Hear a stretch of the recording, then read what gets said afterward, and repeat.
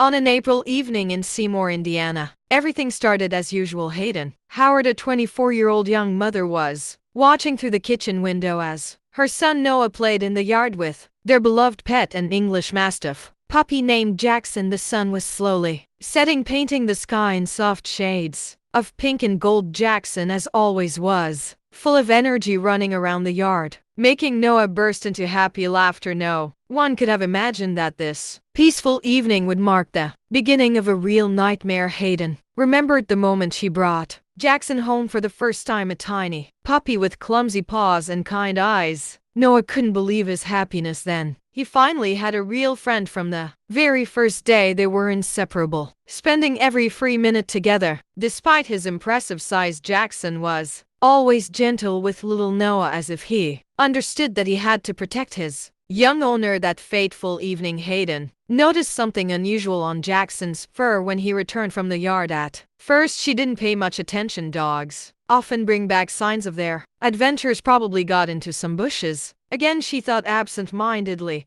scratching Jackson behind his ear, but something made her take a closer look. Upon closer inspection, what she had taken for tangles or insect marks made her feel uneasy. Hayden turned on the overhead light and began carefully parting Jackson's thick fur. What she saw made her heart freeze. On the dog's skin were strange marks that looked like small round wounds. Jackson, usually so energetic and playful, now lay still, letting his owner examine him. His big brown eyes showed a special sadness, as if he was trying to tell her what had happened. Hayden spent a sleepless night, checking on the dog repeatedly, and the next morning she called the veterinary. Welcome to Spa Stories, where the line between the known and the unknown fades, and the shadows whisper truths untold. Tonight, we delve into the primal connection between humans and animals, a bond forged in trust, sometimes fear, and always in mystery. Clinic. First thing, Dr. Steve Sunbury, the local veterinarian, had a reputation as an experienced specialist, but even he wasn't prepared for what he found during Jackson's examination. Each wound he discovered, each metallic pellet he removed, made his expression grow darker. Hayden stood nearby, holding a frightened Noah close, who didn't understand why his best friend was now lying on a cold metal table. The story became more horrifying with each passing minute of the examination. 21 projectiles, 7 metal pellets. The numbers sounded like a terrifying sentence. More than 50 wounds on the dog's body told a story of monstrous cruelty. One bullet had narrowly missed Jackson's eye, another was lodged in his ear, and a third in his knee. Every extracted bullet added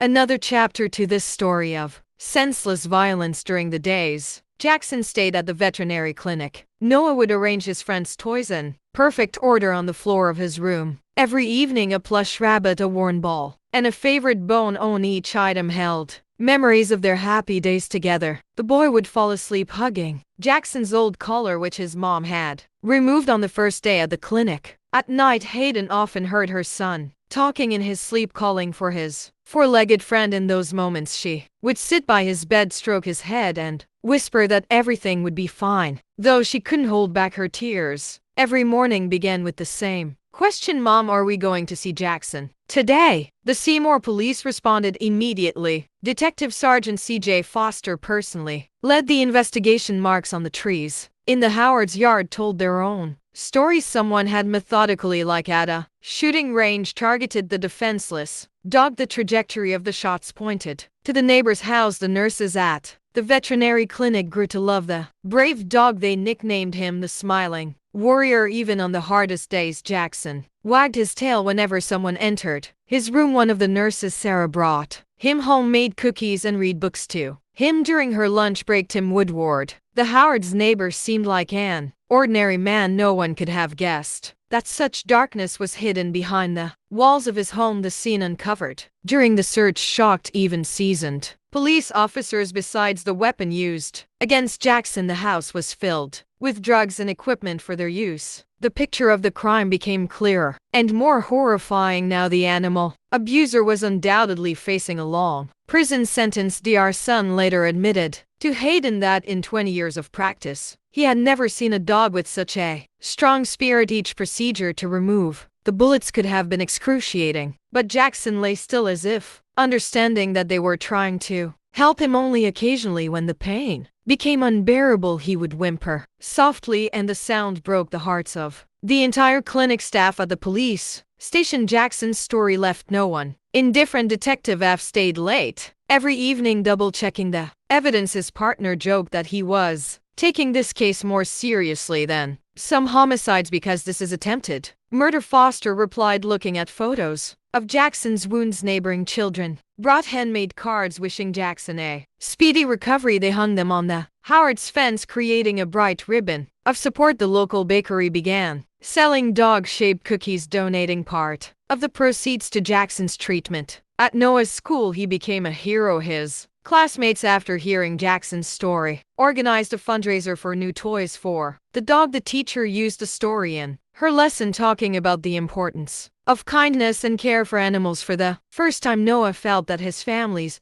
little tragedy had brought so many people together. While the police gathered evidence and veterinarians fought for Jackson's health, little Noah never left his four-legged friend's side. He brought his favorite toys to the clinic, told Jack and fairy tales, and promised that they would play together again soon. This childlike faith in a better future gave strength to Hayden, who was torn between work, caring for her son, and constant visits to the clinic. One morning, when Hayden brought her son to visit Jackson, a small miracle happened. Instead of lying in his corner, the dog slowly stood up and, limping, walked toward the boy. Noah froze, afraid to move, and Jackson gently licked his hand, just as he always did, to greet his little owner. The nurses discreetly wiped away tears as they watched the scene. Gradually, Jackson began to recover. The antibiotics were working, his wounds were healing, and the familiar mischievous sparkle returned to his eyes. But Hayden knew that some wounds weren't visible, the ones in the soul of her little family who had faced such senseless cruelty. Jackson's first walk after being discharged was an event for the entire street. Neighbors came out of their houses to greet the returning hero. Elderly Miss Thompson, who had previously been afraid of large dogs, brought a homemade pie and insisted that Hayden and Noah join her for tea. Jackson's story spread across Seymour and then throughout Indiana. People sent letters of support, toys for Noah, and dog treats for Jackson. The $500 reward for information seemed like a small amount compared to the pain this family had endured. Every scar on Jackson's body became a reminder not only of the pain he had suffered, but also of the incredible power of love. When Noah did his homework, the dog always lay beside him, resting his head on the boy's legs. During storms, Jackson still protected the boy, even though he himself flinched at every loud sound. Life gradually returned to normal, but something had subtly changed. Hayden noticed how Jackson would check every room before bedtime, as if making sure everything was safe. He learned to recognize the sound of Hayden's approaching car and always greeted her at the door, as if to say, "I'm here protecting our home." On sunny days, Jackson would lie on the porch for hours watching the birds and squirrels in the yard. Sometimes Noah joined him, and they would sit in comfortable silence, enjoying the peace and safety of their home. In those moments, Hayden would secretly take photos, knowing that these moments were the most precious things she had. Remember,